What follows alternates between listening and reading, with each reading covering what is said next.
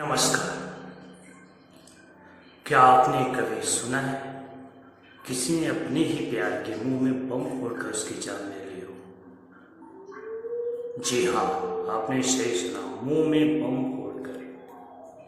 यह कोई फिल्म की कहानी नहीं बल्कि एक ऐसी खौफनाक हकीकत है जिसे सुनकर आपके भी रोंगटे खड़े हो जाएंगे। एक लड़का, एक लड़की, प्यार, धोखा और फिर एक ऐसा धमाका जिसने सब कुछ खत्म कर दिया।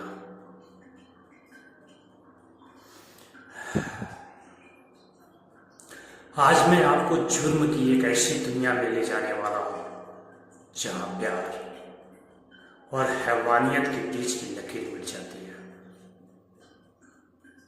तो सोचिए, बम से मुंह में वो उसके बम डाल के फोड़ दिया गया। मामला है कर्नाटक के मैसूर का, जहां एक इलाज के बंद कमरे में एक 20 साल की लड़की की लाश मिलती है। पहले नजर में बताया जाता है कि लड़की की मौत मोबाइल के फोन की जो है वो फटने से हुई है, लेकिन जब सच सामने आता है तो पुलिस के भी होश उड़ जाते हैं कि यह कोई हादसा नहीं बल्कि एक सोची समझी बहुत ही वासना से वसीभूत होके एक सोचा समझा मर्डर था। तो ये सच्ची घटना में सुनिए कि वो लड़की कौन थी और उसका एक ऐसा आशिक जो बंद कमरे में इस प्रकार का सोच रखा कि ऐसे धमाके तक मैं उसको मार डालूं। इसमें टोटल 3 किरदार है। पहला जो है, लड़की का नाम रक्षिता है जिसकी उम्र 20 साल है। वो हुमसूर जो मैसूर में पड़ता है वहीं कि ये रहने वाली एक गिरसनहली गांव है, गिरसनहली वहीं की रहने वाली है। रक्षिता जो है वो शादीशुदा है। उसकी शादी केरल की एक दिहाड़ी मजदूर से हुई थी। सब कुछ ठीक ठाक चल रहा था, या शायद दिख रहा था, अंदर अंदर कुछ और पक रही थी। इसमें जो दूसरा किरदार है, जो राजू, सिद्धा राजू पेरियट्टम, इसका जो रहने वाला है बेतागापुरा गांव का रहने वाला है। सिद्धा राजू जो होता है रक्षिता का रिश्तेदार था और यही से सबसे बड़ी कहानी बनती है इन लोगों की। रक्षिता तो शादी कर ली लेकिन अपने रिश्तेदार राजू के साथ रिलेशनशिप में थी। दोनों के बीच एक अवैध संबंध बन चुका था और इसमें जो सबसे तीसरा जो भूमिका निकाला जाता है वो लॉज की रहती है। शालिग्राम तालुका का वो गुमनाम सा राज जो एक खौफनाक राज का गवाह बनने वाला था। अब होता ये कि रक्षिता और राजू दोनों इसी लाज में कमरा लेकर रुके थे। शायद दुनिया की नजरों में दूर कुछ पल साथ बिताना चाहते थे, अपना एक दूसरे का साथ जो भी समय जिस प्रकार भी वो देना चाहते थे। लेकिन उनमें रक्षिता को यह नहीं पता था कि ये उसकी आखिरी मुलाकात है, जो फिर जिस आज़ादी जिसे समझ रही है वो आज़ादी नहीं है।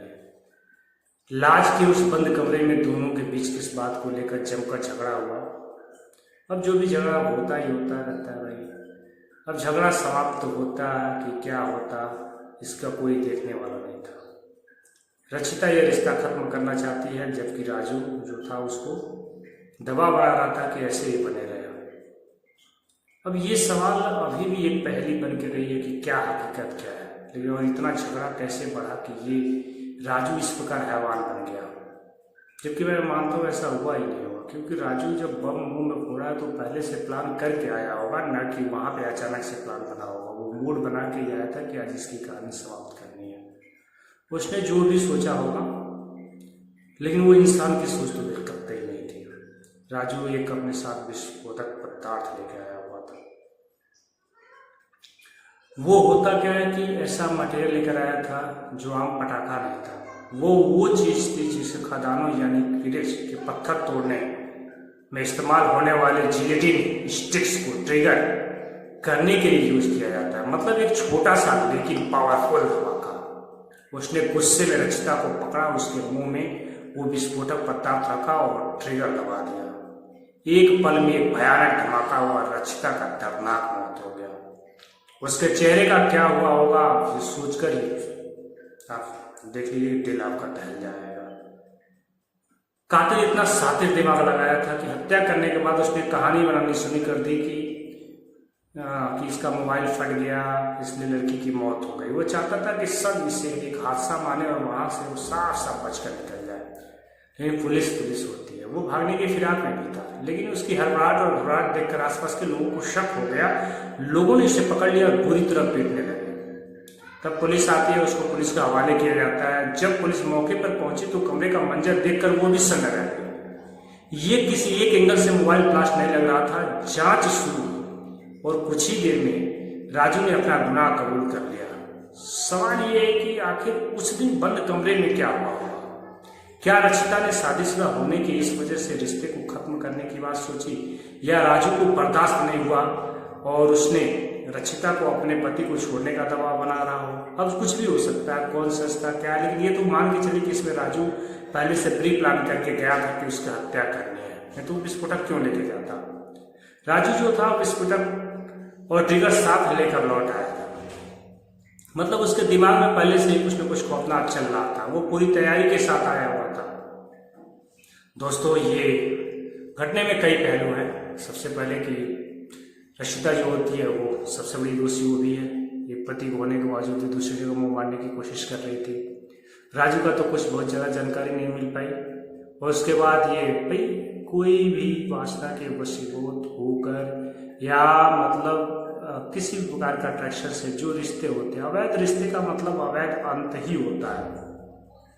यदि उस तरह की उसकी सोच नहीं होती तो वो बिल्कुल कतई वहां नहीं गई होती और ना ही इस तरह का दर्दनाक मौत उसका हुआ होता। समाज में छवि तो उसकी क्या, वो तो मर के चली गई, उसके पति की हुई होगी और उसके बच्चे अकेले रहे। सोचिए मतलब इस तरह की क्या ही चीज है। आप इस मामले पे अपनी राय जरूर दीजिएगा और क्या लगता है इस क्रूर हत्या के पीछे की असली वजह क्या हो सकती है, कमेंट में जरूर बताएं। फिर मिलते हैं दोस्तों।